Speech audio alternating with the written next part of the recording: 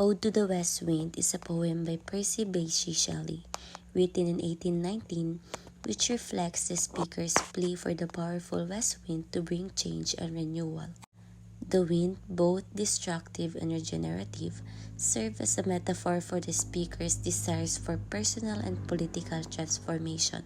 The poem opens with the speaker addressing the west wind, describing it as a powerful, sweeping force that can stir the dead leaves, scatter clouds, and bring storms. The speaker admires the wind's ability to transform nature and wishes for it is to carry his own thoughts and poetic vision across the world, just as it scatters the seeds of change.